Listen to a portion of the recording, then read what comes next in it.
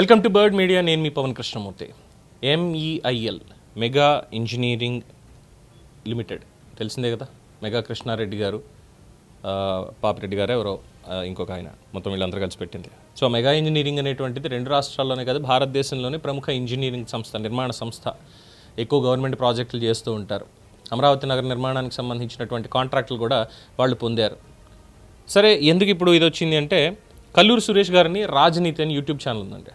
ఆయన senior journalist కూడా, చాలా సీనియర్ మోస్ట్ జర్నలిస్ట్.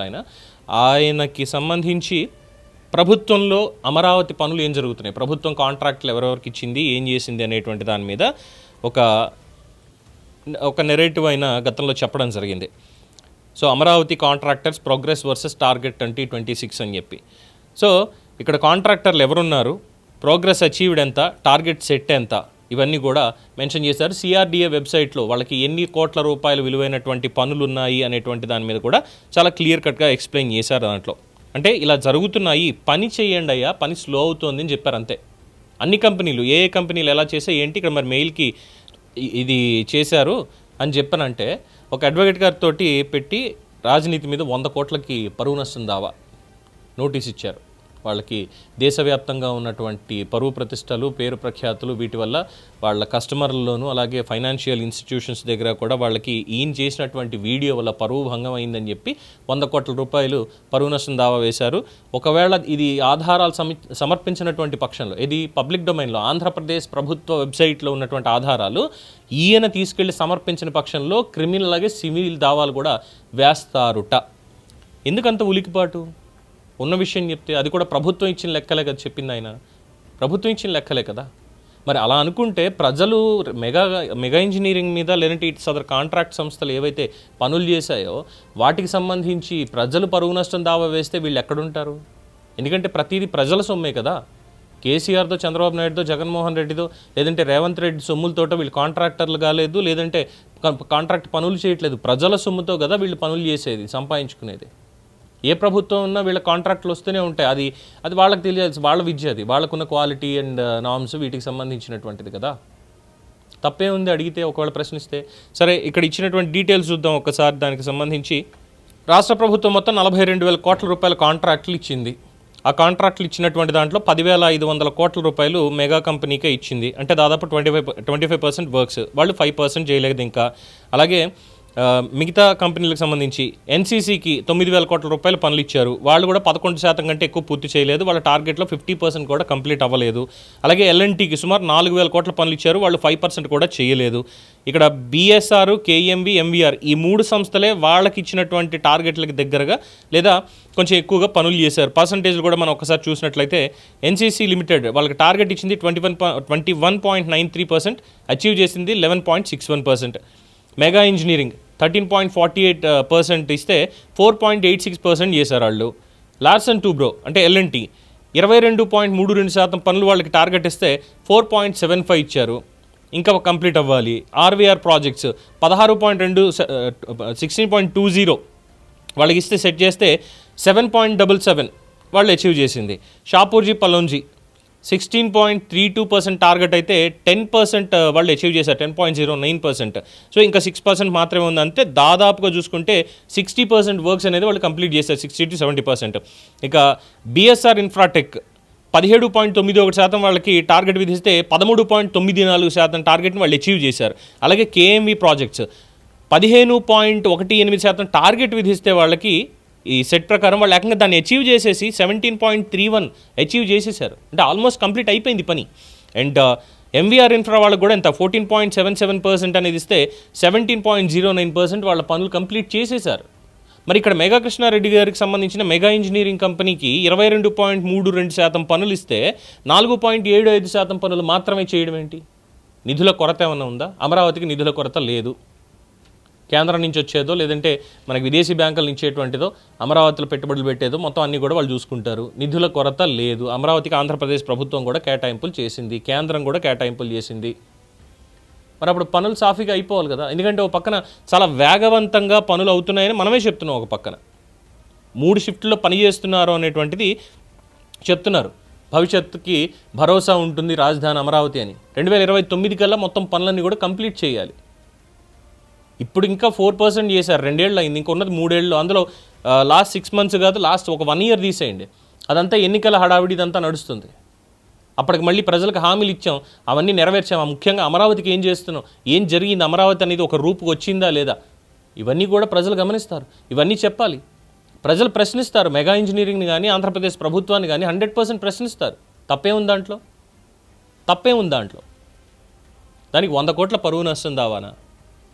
ప్రభుత్వంలో ఇచ్చినటువంటి లెక్కలు, సిఆర్డిఏ వెబ్సైట్లో ఉన్నటువంటి లెక్కలు, సిఆర్డిఏకి సమాధానం చెప్పాలి. లేదంటే సిఆర్డిఏని అడగాలి, ఏంటంటే మీరు తప్పు ఇన్ఫర్మేషన్ అంతా వెబ్సైట్లో పెట్టారని మెగా కృష్ణారెడ్డి గారు కానీ మెగా కంపెనీ వాళ్ళు కానీ వాళ్ళు ప్రభుత్వాన్ని అడగాలి, మేము ఇంత పని చేస్తే మీరేంటి ఇలా తక్కువ పెట్టారు అని.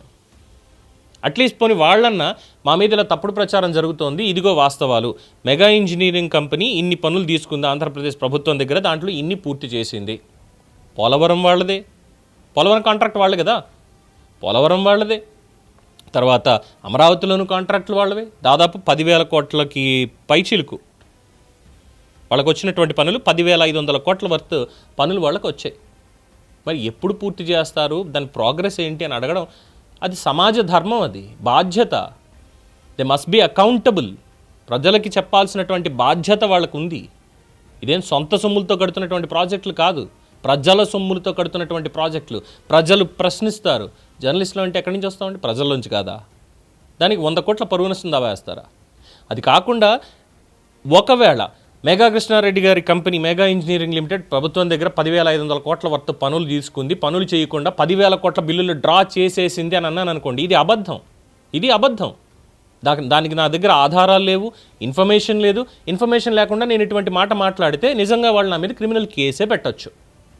అలా కాకుండా 10,500 కోట్ల రూపాయల వర్త్ ప్రాజెక్టు వాళ్ళకు వచ్చినప్పుడు దాంట్లో ఇప్పటివరకు కేవలం 4.96% మాత్రమే పనులు పూర్తయ్యాయి. మరి మిగతా 96% లేదా 95% పనులు ఎప్పటికి పూర్తవుతాయి? టార్గెట్ 2029 కాదు, 2028 మాత్రమే. ఎప్పటికి పూర్తవుతాయి అని అడుగుతాం. దానికి సమాధానం చెప్పాల్సినటువంటి బాధ్యత ఆ పొజిషన్లో వాళ్ళు ఉన్నారు. వాళ్ళు ఏం దిగి రాలేదు ఎక్కడి నుంచి, క్వశ్చన్ చేయకూడదు అన్నానికి. And at the same time ప్రజల్లో ఉన్నటువంటి నమ్మకం మాట క్వశ్చన్ చేస్తాం. బికాజ్ పోలవరంలో గైడ్ బండ్ కుంగింది. గైడ్ బండ్ కుంగినటువంటి దాంట్లో ఆ రోజు ఉన్నటువంటి కాంట్రాక్టర్ ఎవరు? మెగా వాళ్ళే కదా, జగన్మోహన్ రెడ్డి గారే కదా కాంట్రాక్ట్ ఇచ్చింది. నవయుగ వాళ్ళని తప్పించి మెగా వాళ్ళకి కాంట్రాక్ట్ ఇచ్చింది ఆ రోజు పోలవరం మొత్తం అంతా కూడా. మరి ఇప్పుడు పోలవరం మీద ఎప్పటికి పూర్తి చేస్తారో అని క్వశ్చన్ చేయకూడదా? పనులు ఎంత అయ్యాయనేది అడగకూడదా? అడిగితే ఇదే చెప్పేది. కాళేశ్వరంలో అవినీతి జరిగింది, 100% జరిగింది అన్నారు. అలాగే మేడిగడ్డ బ్యారేజ్ పిల్లర్లు కుంగాయి అన్నారు. సరే, దానికి వీళ్ళకి సంబంధం లేదేమో. కాళేశ్వరం ప్రాజెక్ట్ మొత్తం అంతా కూడా ఎవరిది? మేబీ సబ్ కాంట్రాక్ట్లు వేరే వాళ్ళకి ఇచ్చి ఉండొచ్చు. కాళేశ్వరం ప్రాజెక్ట్కి ఎవరికి ఇచ్చారు? మెగా వాళ్ళకి కదా. మరి దానికి సంబంధించి క్వశ్చన్ అడిగితే సమాధానం ఉండాలిగా, అకౌంటబిలిటీ ఉండాలిగా. దాని మీద ఆల్రెడీ కమిషన్ వేసింది, కోర్టు పర్యవేక్షణలో ఉంది కాబట్టి ఎస్, దాని మీద కేసులు వేయలేరు, కోర్టు సమాధానం చెప్తుంది కాబట్టి. కానీ ఇక్కడికి వచ్చేసరికి కల్లూరు లాంటి వాళ్ళ మీద, కల్లూరు సురేష్ గారు లాంటి వాళ్ళ మీద, మా లాంటి వాళ్ళ మీద కేసులు పెట్టి ఏం సాధిస్తారు? ప్రజల్లో పరువు పోగొట్టుకుంటారు. అది ప్రభుత్వానికి కూడా చెడ్డ పేరే 100%.